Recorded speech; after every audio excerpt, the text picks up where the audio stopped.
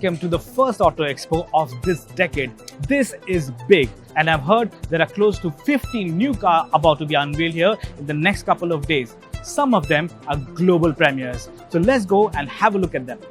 The Auto Expo saw car manufacturers hit back at slowdown with electrifying new models and future technologies. Force Motors showcased the new Gurkha. The credible off-roader continues to retain its trademark style but now features subtle curves in its bodywork. Under the hood is a BS6 compliant 2.6-litre turbo diesel engine that now produces 90 HP. Yes, that's 5 horsepower more than before. The new Gurkha is heading to the showroom soon. There were quite a few Chinese car manufacturers that made their presence felt at the show. Among the most promising one is Great Wall Motors that showcased their Haval brand of cars. The one that caught our attention was Concept H, a plug-in hybrid that made its global premiere at the Auto Expo. Although the company has not shared any specifications of this mid-size SUV, we are sure that this is one of the first cars the company will launch in India when it begins operations in 2021. The other Chinese company that caught our eye was Haima Automobile. Their E1 EV promised a range of 301 kilometers on full charge, and the company plans to begin production in Manesar by the year 2022. Hyundai Motor India shook up the Auto Expo with the all-new Creta, which was unveiled by brand ambassador and movie star Shah Rukh Khan.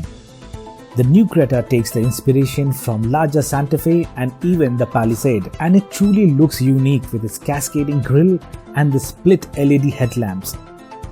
The Creta now uses the same SmartStream engine that we have seen on the Kia Seltos. Packed with features, style and a range of BS6 engines, the Creta aims to regain the top slot in the segment. Displayed in a quiet corner was the new variant of Hyundai Grand i10 called the Neos Turbo. This hatchback gets a new 1-litre turbo petrol BS6 engine that produces 100 horsepower and 172 Nm of torque, which is almost 20 horsepower more than the standard variant. The Neos Turbo is now available in a showroom near you, priced at Rs 7.6 lakh ex-showroom onwards. Also on the pavilion was the soon-to-be launched 2020 Tucson, which builds on its predecessor with more equipment and BS6 compliant powertrains.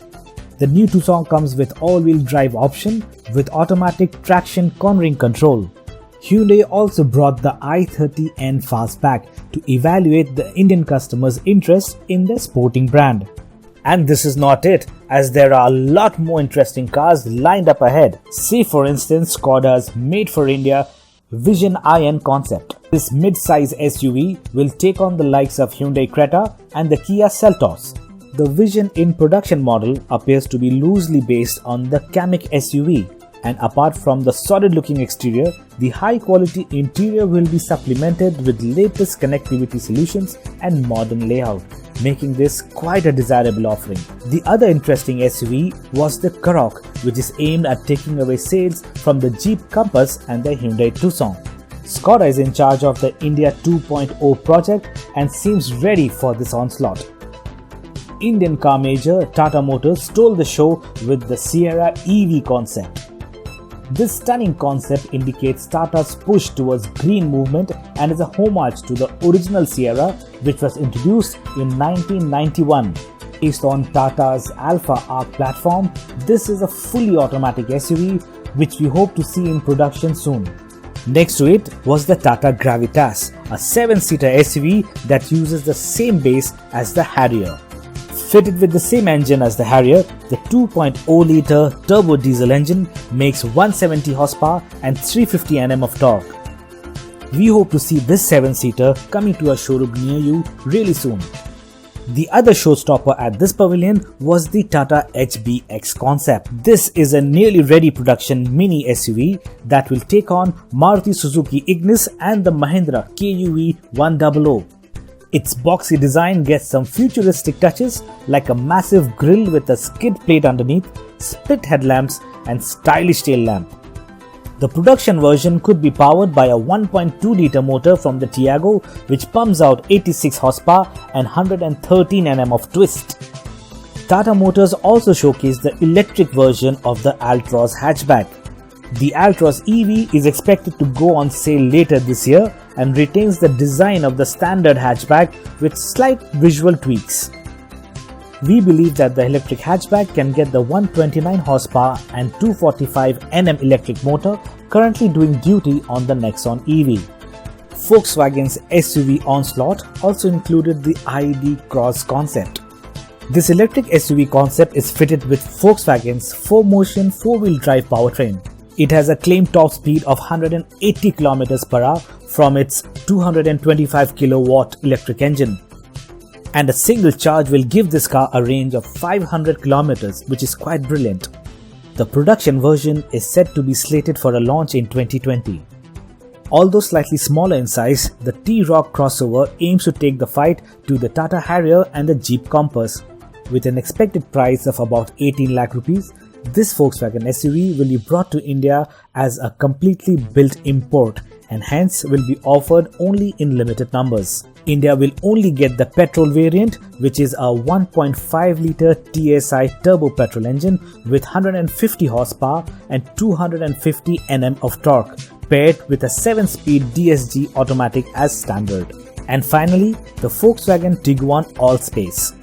This is essentially a 7-seater version of the Tiguan, which is already available in India. But the Allspace is 215 Nm longer than the standard version. The Tiguan Allspace is the first SUV from the company's 2.0 Onslaught and will only be available in the petrol variant. Powering it is a 190 horsepower 2-litre turbo petrol engine mated to a 7-speed dual-clutch automatic transmission and offered with an all-wheel drive system.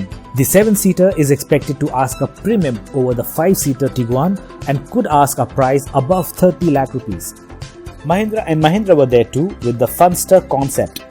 This roadster looks unique with its convertible setup and is a high-performance electric SUV. The all-wheel drive concept is powered by dual electric motors with an output of up to 313 horsepower and it claims to have a top speed of 200 km per hour. Probably the next generation XUV 500, which is supposed to be launched later this year, will borrow the design cues from this concept. Mahindra also showed the electric version of their best-selling SUV, the XUV 300. And the company claims that it comes with a very refined electric motor and a large battery to offer you a long range. On the sideline, they also launched the EKUV 100, which is priced at Rs 8.25 lakh ex-showroom. This electric SUV has a range of about 147 kilometers and for now is only offered for commercial buyers. India's largest car maker Maruti Suzuki also had a whole bunch of new cars on display, starting with the new Vitara Brezza, which will no longer be available in diesel and now comes with only a 1.5-litre petrol engine. This compact SUV has been given a design makeover. It gets a new infotainment system and has been launched at Rs 7.34 lakh ex-showroom onwards. And as part of the Mission Green Million initiative, Maruti Suzuki also showcased the Futuro E concept. This is the new global design language the new generation Maruti Suzuki SUVs will follow. But what we were really excited to see was the Jimny Off-Roader and the Swift Hybrid. And these international models were brought to India to gauge public response. And if you really want to see them on Indian roads, so make some noise on the comment section below. Premium car maker Mercedes-Benz were there too, and they showcased the V-Class Marco Polo, which is essentially a luxury camper vehicle that is stuffed with features. It comes with 4, 5 or 6 seat options and can sleep up to 4 people. There's even a roof-mounted tent, an extended awning, kitchen setup and the works. This luxurious camper can be yours at Rs 1.38 crore ex-showroom. Mercedes-Benz also showcased the A-Class sedan and have accepted bookings for this compact luxury sedan. Launch is scheduled for mid-2020 with prices likely to begin from Rs 40 lakh onwards. The latest iteration of the GLA compact SUV made its India debut and brings revamped styling, cabin and new powertrain options including a 2-litre petrol and diesel engine, both BS6 ready. Mercedes hasn't shared much information yet, but we expect it to be launched towards the end of 2020 with prices likely to start from Rs 43 lakh onwards. Mercedes-Benz pulled out a surprise at the Auto Expo by unveiling their flagship electric car, the EQC. This all-electric model is powered by twin electric motors that produce 300 kW and 760 Nm. Thanks to an 80 kWh battery pack, the EQC claims a range of over 450 kilometers. The good news is that this one is heading to India soon.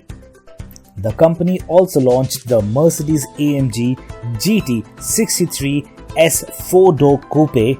Phew, that's a mouthful. This 4-door coupe is now available in India for 2.42 crore ex-showroom. But what makes it truly special is its 4-litre twin-turbo V8 engine that puts out a stonking 639 horsepower and 900 Nm to all the four wheels. Yes, this is the fastest AMG and boasts of a 0 to 100 km/h time of just 3.2 seconds. The Chinese-owned British brand showcased the MG Hector Plus. This will be the brand's first 6-seater SUV in India. In fact, customers will also get the option of choosing a 7-seater option during the time of launch. MG Motor India also showcased a large SUV called the Gloucester, which boasts of best-in-class features and luxurious interiors. Though not much information has been shared yet, we expect it to come with a powerful diesel engine capable of producing around 218 horsepower and 480 Newton meters of torque. This will be the flagship SUV for the company when it is launched in India soon. And now let's turn our focus to this beautiful RC6 sedan. This could be MG Motor India's first sedan for our market, and it has a unique design with a mix of SUV and sedan styling. It gets connected car technology, plenty of features, and is expected to be powered by a 1.5-litre turbo petrol engine. And the pricing, well, somewhere around 18 lakh ex-showroom. But the big surprise by MG Motor was the unveiling of the MG G10, a full-size MPV. This large people's carrier will be introduced in multiple seating configurations with a panoramic sunroof, rear power sliding doors, and lots more. The pricing and other specifications of this premium SUV will be announced later towards the end of the year when the car is launched in India. And now, some news from the French car maker. To add greater convenience and ease of use, Renault India are set to introduce the Triber with an AMT. The automatic Triber is expected to demand a premium of about 30,000 over the manual gearbox version and continues to be powered by a 1-litre petrol engine, which obviously is now updated for the BS6 norms. And hey, what do we have here? Renault unveiled the Duster with a new 1.3-litre turbo petrol BS6 engine. The Duster facelift puts out 160 horsepower and 250 Nm, thus making it more powerful than the previous 1.5-litre unit. Yes, the new Duster will be more expensive than the older one, and we can't wait to see it in the showrooms. So we spent an entire day walking around Auto Expo and looking at several new cars, most of them coming to India very soon. But my mobile phone tracker says we've walked around 15,000 steps. I think it's time for me to take a foot massage.